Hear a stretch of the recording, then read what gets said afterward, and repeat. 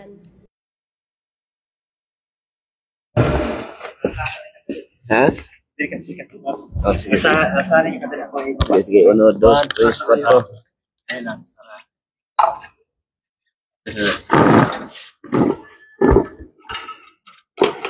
Ilang lima tira? Sige na. Okay.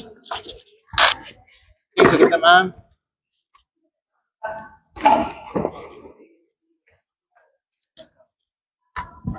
Good evening and happy Easter everyone! Alang sa atong song service while waiting sa uban na padulong pa, hymn number 85, I Will Sing of Jesus' Love.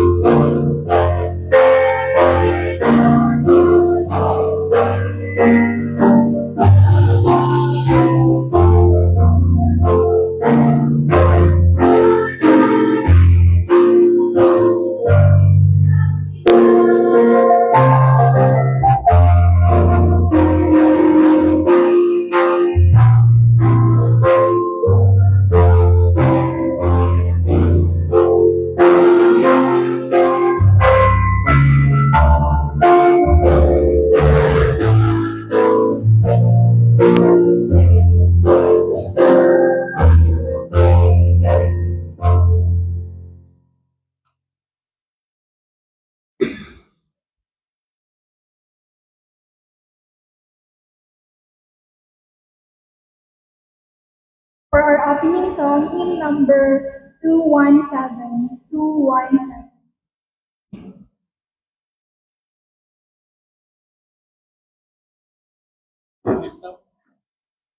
Come thou fount of every blessing.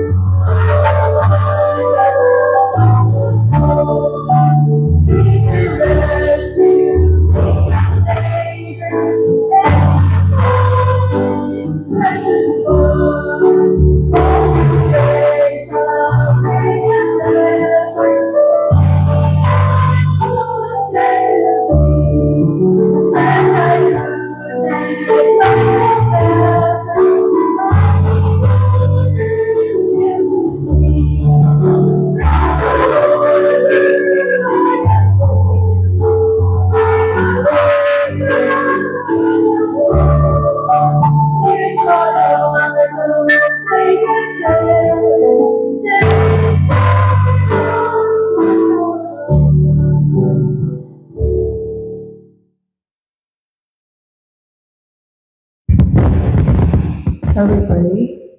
Our great God and lovely Father, Lord, who art so blessed and thankful, Lord, for your sustaining grace and mercy all throughout the day, for keeping us safe from the earth. Dear God, we bring back the glory and honor to your name, Father, for keeping us safe to us despite of how sinful we are. This evening, O God, we are continually praying for your presence to be in the midst of us as we worship you this evening. Bless the participants, especially the speaker, and as well as the congregation. Thank you so much, Father, for your goodness. Thank you for this opportunity to worship you. In Jesus' holy name we pray. Amen.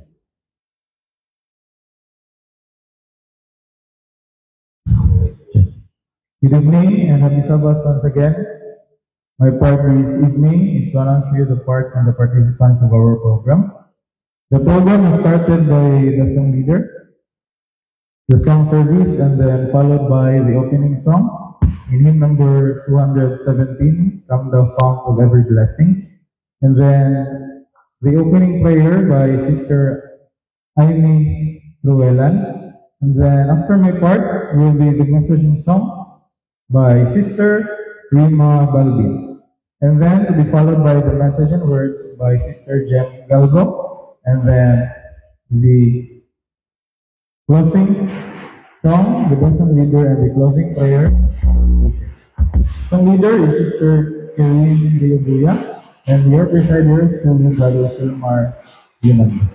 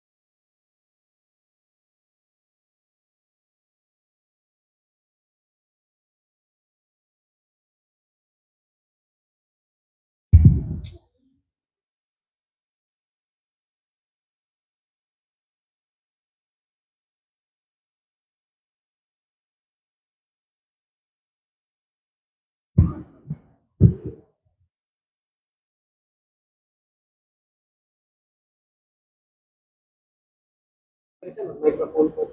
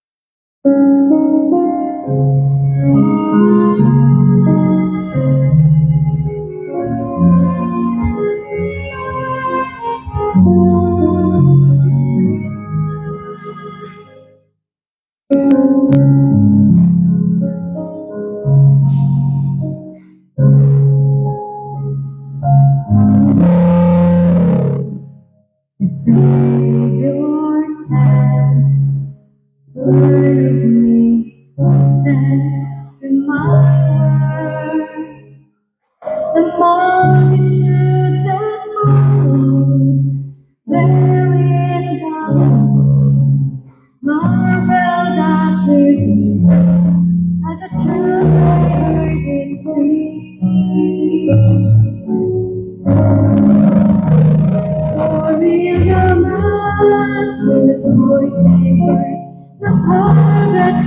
the heavens, the peace that still the and you hear his voice, we echo the ages with the promise of salvation to our souls, with the hope of life and everlasting joy. To the humble who will hear the Master's voice.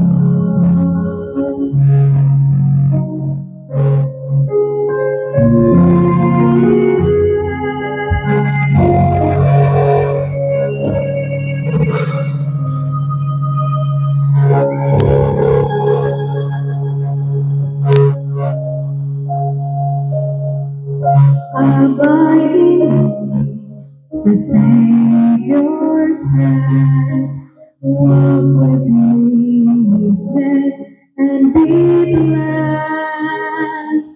He taught them on the mountain, he taught them by the sea. He heard and he taught them, and he said, "Come follow me."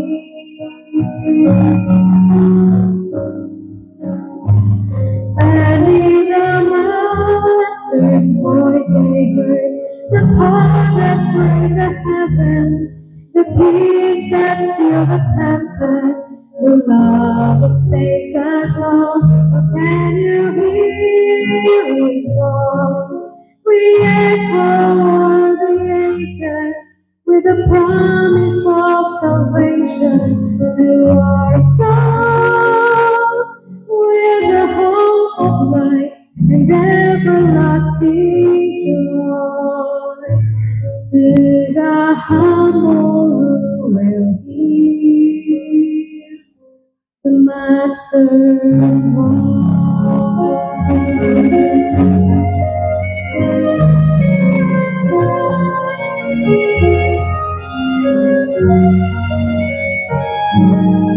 Can you hear his voice? We echo the ages with the promise of salvation to our souls, with the hope of life and everlasting joy. To the humble who will hear the Master's voice.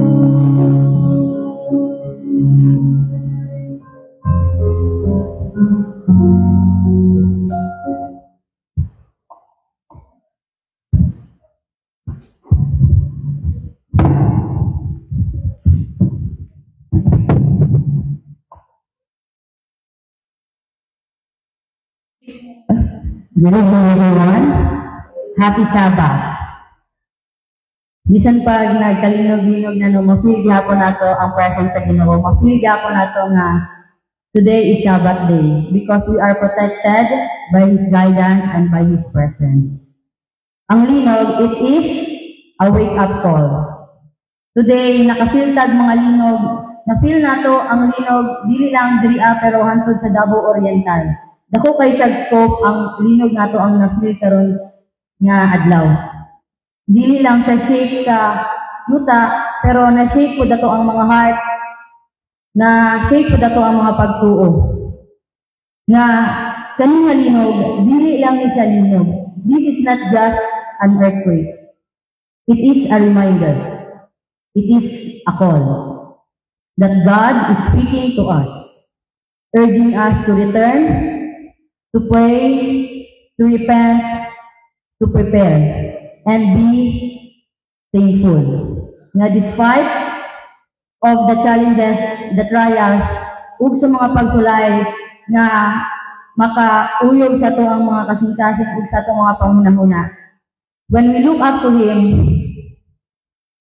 we will feel the peace and the calmness na atong ginapangita. We are living in times where these signs are becoming clear. Let this be a moment to pause, reflect, and draw closer to Him. Because one thing remains true. God is coming soon.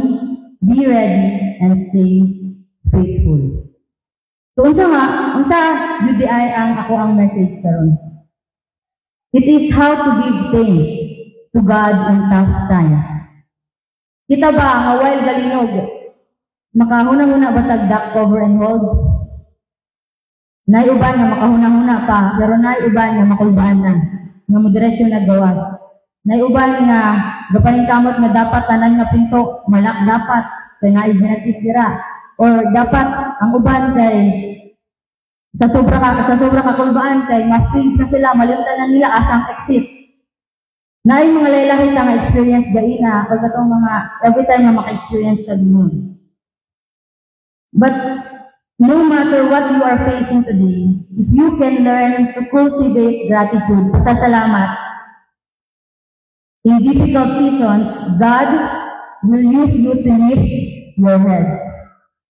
And diri pod ginaingon nga you might not feel grateful today. Dili man ta maka-feel nga unsa man dapat na akong pasalamatan karon nga adlaw. Unsa day nahitabo karong adlaw nga nang magpasalamat ko sa Ginoo. But there are 5 ways on how to thank God in tough times. First is every day take a moment. Take a moment to thank God for His goodness.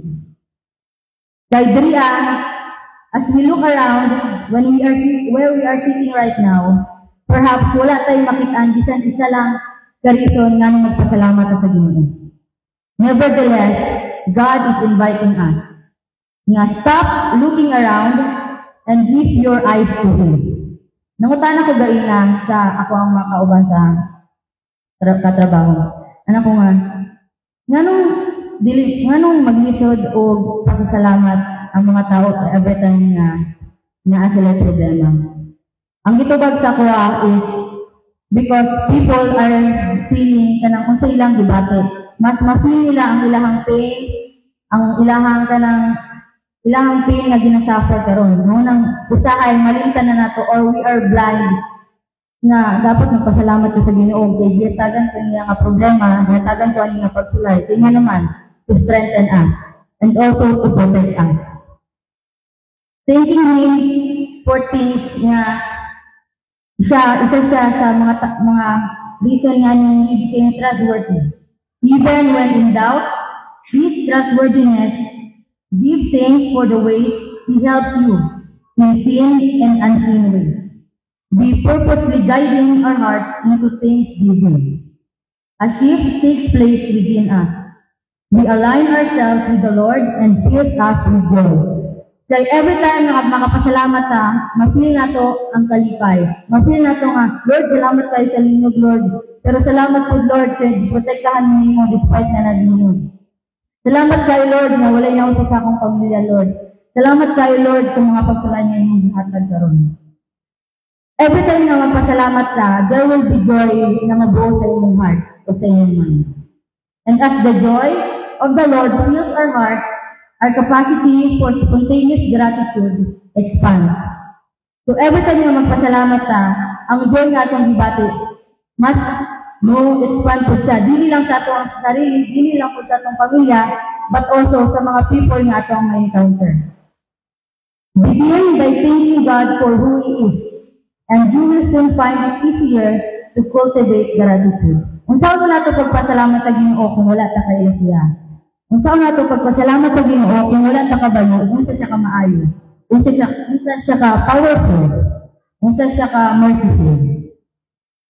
Your eyes will be open to the many gifts in your life. So every time na magpasalamat ka, every day, when you wake up in the morning, it is one of the blessings na gihatag sa Ginoo. When you wake up, it is another opportunity na gihatag niya sa imo para magpasaylo sa iyaha o para mabalik sa iyaha. Second way to thank God in tough times is focus on what is good in your life and what is lacking. You will learn that if you focus on Jesus by fixing your eyes onto Him, you will see the right in your life instead of what is wrong in your life. So every time na ma-feel mo nga, luoy naman kay Kuan, nga niya akong babati nga ni. Every time na mag-self-pity ka, hindi na mo makita ng buo, anak. So kita, we should know, asa ta mo tanaw. Kinsa atong tanaw. Kinsa, asa ta mo tanaw. Kundi sa ato alang buo. Because when we complain, here's what I mean. Pwede ta mo reklamo, but every time na ang isa ka balay, puno o reklamo, puno o kasaba, dili na ta makapangayo o pasasalamat. And I can give thanks for the children who need the most. I can grumble about their matters, or I can thank God for their presence. So malipay ka sa balay, na if ever dagan kayo sa imong balay dyan, ikaw, dili ka ganahan ng saba, mangayo gyapon nagpasasalamat. Kaya at least, kauban gyapon ng pamilya, nagauban gyapon mo, nagkakaon gyapon mo sabay, it is one way of thanking God. Na bisan pag medyo sabo or nairita na kausay sa imong may yun, nahagyapon kayo pasasalamat na makitaan ana nga sitwasyon. So sometimes, we feel tempted to complain that my body isn't strong enough as it was when I was younger. Nausahay, magreklamo ka nga, sa una, makadulag-dulag pa ko karon, wala na, arthritis na ko. Nonetheless, I can give thanks for the many ways this body continues to serve me. So, ginoy ko diri makitaan sa Philippians 4 verse 8, finally, brethren, whatever is true, whatever is honorable, whatever is right, whatever is pure, whatever is lovely, whatever is of good repute, if there is any excellence, and if anything worthy of praise, dwell on these things. So, mamita ta, or we should see the good in everything. And we cultivate gratitude when we look for what is right, pure, and good in our lives. Mas makapasalamat ta sa Ginoo if mas magtanaw ta sa mga butang nga maayo sa tuwa. Another way is to change the way we view trials and troubles. Siguro mostly sa tuwa, grabe ang normal sa life. Magamay na nga problema or madagko man nga problema, grabe ang ato ang pagreklamo. Nganong gihatag man ninyo sa amo Ginoo. Nga to the point na wala ka kasabot nganong gihatag sa inyo. But we will be surprised na naadidi mas bigger na plano ang Ginoo sa tuwa. Kay Ginoo sa John 16 verse 33, I have told you these things so that in me you may have peace. In this world you will have trouble, but take heart, I have overcome the world. So dili ka mabalaka mga kaigsunan mo na ang mga troubles na ginahatag, ang mga pagsulay, normal na siya. Dili na mawala sa tuwa, dili sa kalibutan because life is unfair. But ato ang hulumduman na even Jesus overcome the world para kay kinsa, para sa matag sa kanato. He also promised to stay with us when troubles come. Scripture also teaches us that we become mature through adversity. Adversity is necessary. Kailangan nato ang pagsulay. Kailangan nato ang mga problema. Para sa unsa? For our spiritual growth. Without trials, we will remain spiritual infants. Because makita ko sa James 1, verse 2 to 4, that consider it pure joy, my brothers and sisters, whenever you face trials of many kinds, because you know that the testing of your faith produces perseverance. That perseverance finish its work, so that you may be mature and complete, not lacking of anything. So dili ka mabalaka kung daghantag pagsulay. Dili ka mabalaka kung karon dili mo masabtan nga ng gihatag na sa inyo. Kay kabalota nga every once sa tuwa madagko magamay ang problema na ay trying ay sa tuwa. So let us sit with this for a moment today. Most of us want to become spiritually mature, but it is easy to miss God's purpose for our pain. Gusto nato nga dako ato ang pagtuo sa Ginoo. Gusto nato nga ligo nato ang tuo sa Ginoo. Pero once na ang trials, once na ang pain, na nasa tong heart and mind, usahay malimtan nato unsa ang God's purpose nga nihatag na. Pain is the crucible for molding us. Ang mga pasakit, sa laylay ng pasakit, for molding us into the image of Christ. Without adversity, we cannot become mature in the Lord. So kita, we are learning to thank God for hard times. Magkahinay-hinay tag pangita o pasasalamat or pag-learn kung saan nato pagpasalamat sa Ginoo. When there are hard times, may mga sakit na nabalitaan nato nga dili kay maayos ato ang nga maghatag og grief, maghatag og stress ato ang tanan. But when we let these troubles soften us, God saves us into someone na kabaluta na that is my child. Gihatagan ako na sa pagsulay, gihatagan ako sa ginganin. Kaya anak na ako siya. Kaya gusto na ako na iyang atubangan ang mga problema na kauban ko. Letting him or her know na the promise na iyang gihatag sa Ginoo, is hinihila niya kalimutan. And another nga reason nganong magpasalamat ka sa Ginoo in hard times is to resist the urge to grumble or complain. Our words matter. One way to cultivate joy is by refusing to complain. Maningkamot ka na mag-iwas na sige reklamo. Mag-iwas ka o murmur about everything na nagahitabo sa iyong life. Because every time a negative thought comes to mind, replace it with a positive thought. So every time na mapili mo nga na nakailain na ginahula-hula, na negative na kayo pag-hula-hula, know of the things, remind of the things na gihatag sa Ginoo, like, i-remember nilo ang mga good or blessings na gihatag sa inyo sa Ginoo. Na instead na magreklamo ka nga, sabat sa inyong balay, inyong duman na think of a friend or loved one na nawala ilang family members, and give thanks kung unsay naa sa inyong karon. Instead of grumbling about your job, thank God kay naa kay trabaho.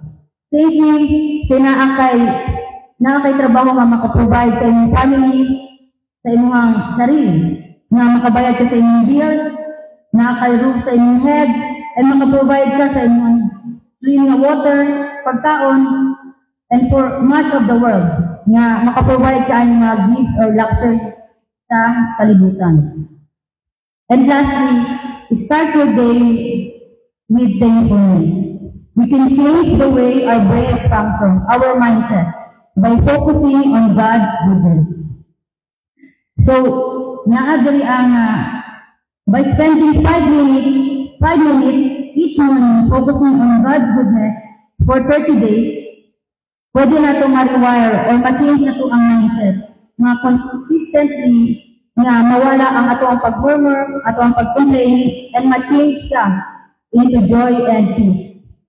So before we get out of bed or before tayo matulog, let us spend 5 minutes lang or gamay lang din yung panahon na magpasalamat o mangitatag mga buta nga makapasalamat ka sa Diyos. Because we encourage, dapat ato ang i-encourage ang one another na spend time resting in God's love today. Close your eyes and sit with this thought. God loves me more than I can fathom. God loves me because of this trials. I can believe Him. I know He is with me. After spending a moment resting in God's love, thank Him. Thank Him for several of His unchanging attributes. Thank Him for His faithfulness. Be specific. You might thank Him for being sovereign over a difficult situation, for being trustworthy in an area of doubt, for carrying you through a difficult day, or for loving you even on your worst day. Every day this week, take a few moments to thank God for who He is, and make this a practice. So, ato ang hinumduman ang 5 ka-ways na gihatag para magpasalamat ka every time nga na mga pagsulay. Every time there are tough times. So, unsa to? First is every day, Take a moment to thank God for His goodness. Focus on what is good in your life and not what is lacking. 3. Change the way you view trials and troubles. Resist the urge to grumble or complain. And 5. Start your days with thankfulness. So, ang tama kay Sura nung ato ang mahinindihan. Ug ato ang matagan ato ang self na ug time para magpasalamat ta sa ato ang Ginoo. Because there are many things na ato ang ipasalamat niya. Especially karong nga day. Magpasalamat ta kay gihatagan ta niya ug another Sabbath day na makapasalamat sa iya. Na despite na hindi gyapon linog, nagapon mga aftershock, wala kang nagigiyaan. Iyahatang protektahan ug iyagapon kang gihatagan og peace despite of the earthquake. So that is my devotional this evening, and may God bless us all. Happy Sabbath.